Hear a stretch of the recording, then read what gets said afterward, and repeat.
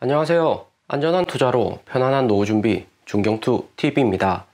네, 8월 1일 일요일입니다. 드디어 우리가 기다리던 8월이고요. 8월에는 미국 테이퍼링 잭슨 홀 연설, 한국은행 금리 인상 같은 메인 이벤트가 많기 때문에 8월에도 코인 시장 중경투TV하고 잘 한번 지켜보자고요. 비트코인 41,000달러, 이더리움 2,400달러, 리플, 도지, 에이다 모두 다 플러스입니다. 확실히 중국 쪽 제재가 7월보다는 느슨해지면서 중국 자본 유입으로 시장의 유동성이 풍부해진 것을 볼 수가 있고요. 특히나 코인 결제 아마존 루머였다지만 중국 쪽 잠자는 코인 자본을 다시 깨웠다 볼 수가 있습니다. 신규 중국 자본들이 많이 유입이 되었죠. 코인 가격이 현재 열흘째 상승 중인데 풍부해진 유동성으로 이번에 코인 윗골이 제대로 말리면 수익률이 확실히 좋아질 듯 합니다.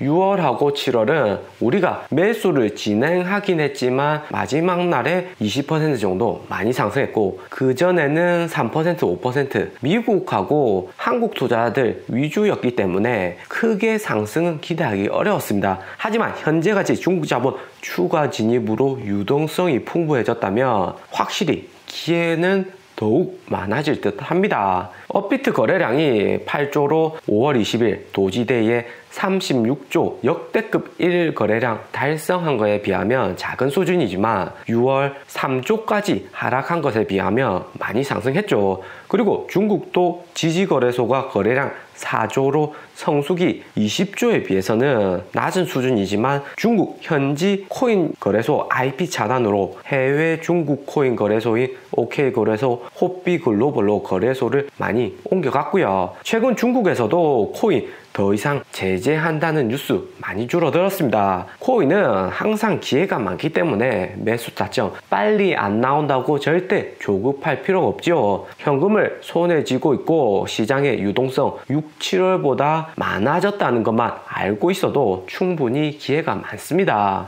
중국에서 추가적인 제재가 이후에 새롭게 나오지는 않는다. 새롭게 나올 가능성은 상당히 적어졌고 현재 있는 알트코인들 가격이 더욱 상승할 가능성 충분히 존재하죠. 특히 오늘은 도지코인, 폴카다, 솔라나가 많이 올랐고요. 도지코인은 비트코인, 이더리움, 리플 메인 코인들 상승 후에 마지막으로 상승하는 코인인데 비트코인이 더 올라줄 수 있을지 지켜보자고요. 높이 오르면 오를수록 또 급하게 오르면 오를수록 더 빨리 떨어지는 게 코인이죠. 올해 비트코인 5만 달러에서 4만 달러 떨어지는데 3분이 안 걸렸습니다. 세력들 절대 개인들한테 팔 수 있는 타이밍 안 주고요. 그렇기 때문에 현재 비트코인 가격이 1,000달러, 2,000달러 더 올랐다는 게 문제가 아닙니다. 1만 달러 5분 만에 순삭될 수 있는 게 코인이기 때문에 항상 코인은 장기적으로 비트코인 1억 간다고 생각은 해도 단기에는 리스크 관리를 철저히 하면서 투자를 해야 되고요. 비트코인 다시 상승하니까 공포 탐욕 지수도 60포인트,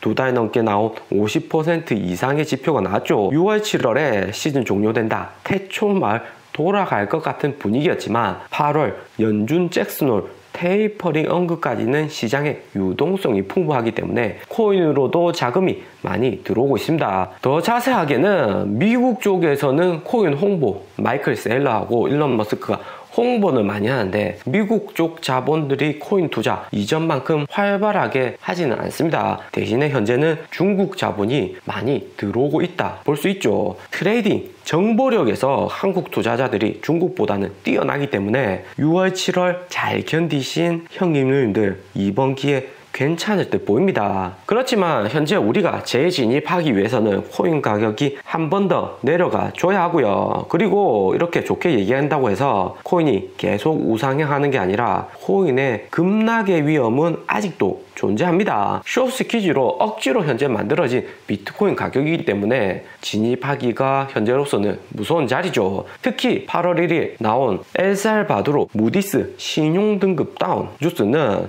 엘살바도르에서 비트코인 법정화폐로 도입하고 안 그래도 낮은 엘살바도르 국가 신용등급을 글로벌 3대 신용평가사인 무디스에서 등급을 또 한 단계 낮춘 거고요. 글로벌 3대 신용평가사는 무디스, 피치, S&P 세계 미국 회사가 메인입니다. 한국 정부의 신용평가도도 이 세 개 기관이 낮추면 한국 내에서는 난리 나죠. 97년 한국 IMF 때 신용등급이 트리플 B-였습니다. 이 트리플 B-면 국가 등 기업이든 간에 모두 정크 자산에 가깝게 분류가 되는 거고요. 국가 입장에서는 국채 등급이 낮아지고 해외 자금 끌어오려면 이자 부담이 더 높아지죠. 등급이 높을수록 좋은 거고요. 현재 한국은 AA 수준으로 아시아에서는 중국, 일본보다 등급이 더 높습니다. IMF 긋고 물갈이 싹 했죠. 이번 무디스가 갑작스럽게 엘살바도르 국가 신용등급을 B3였는데 CAA1로 변경을 했고요. 여기 아웃룩이 부정적이죠.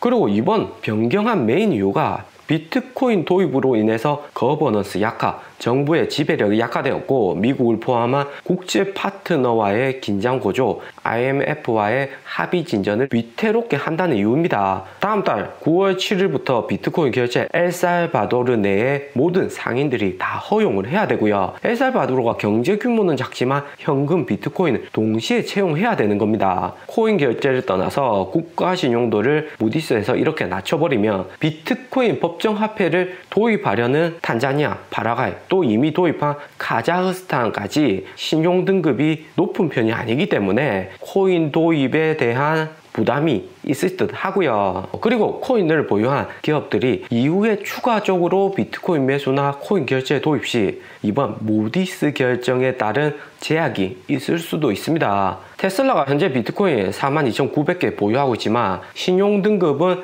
S&P 기준 WB, 무디스는 BA3로 3월에 변경되었고요. 테슬라가 전기차 글로벌 1등 업체이긴 하지만 전기차가 현재 만들어지는 과도기적인 단계이고 리스크가 아직도 존재하기 때문에 테슬라의 신용등급은 아직 정크 분류 리스크가 있다고 판단되는 기업의 단계고요. 테슬라가 비트코인 처음 구매했다고 밝힌 것이 2월 초였고 무디스가 3월 말에 신용등급 업그레이드를 해주었는데 당시 코인 가격이 안정적으로 우상향했기 때문에 크게 문제는 없었는데 이후에 테슬라 신용등급이 어떻게 나올지가 정말 이슈죠. 특히 5월에 테슬라가 비트코인 결제 갑작스럽게 취소한 것이 이번 무디스 엘살바도르 신용등급 하락과도 연관성이 크다는 의견이 높습니다. 글로벌 3대 신용평가사에서 책정하는 신용등급이 높을수록 해외보험, 연기금 같은 안전자산들이 기업에 투자할 가능성이 높고 또 이런 자금들의 성격상 장기 투자할 가능성이 높겠죠. 테슬라 주가가 2월에 $900였다가 현재 $600 후반으로 떨어졌는데 알파벳, 구글 같은 기업은 AA 플러스로 확실히 이번 코로나 팬데믹 겪고 현재 유동성장에서 실적주로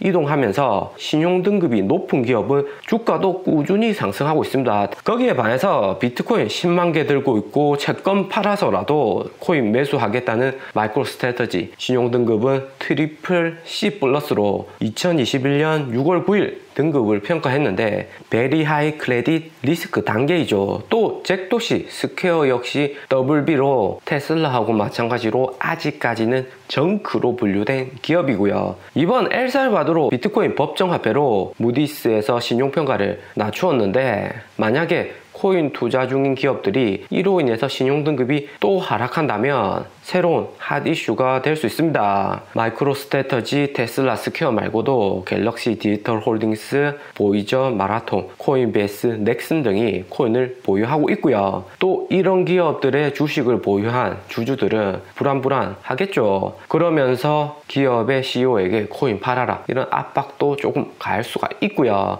그리고 코인 보유한 국가들도 유심히 살펴볼 필요가 있습니다. 우크라이나 46,000개 보유하고 있고 불가리아는 23만 개, 탄자니아하고 파라과이는 코인 법정화폐 도입에 대한 법안이 국회 통과 남아있고요. 카자흐스탄은 중국 채굴기업 5월부터 옮겨가서 글로벌 7% 채굴을 카자흐스탄에서 하기 때문에 이미 법정화폐로 코인을 채택했습니다. 카자흐스탄 신용등급이 BAA3 파지티브 단계, 우리나라 97년도 IMF 당시 신용등급 수준이고요. 그래도 정크 단계는 2007년에 벗어났습니다. 엘살바도르 무디스 신용등급 하락에 관한 뉴스가 주말에 발표되었기 때문에 미국에서는 큰 이슈는 되지 않았고요. 다음 주 미국 주식 시장이 열릴 때 어떻게 진행될지 살펴볼 필요가 있습니다. 이제 8월 미국 자본시장이 비성수기로 들어섰고요. 연준 파월 의장이 8월 26일 잭슨홀에서 테이퍼링 관련 이야기한다는 것도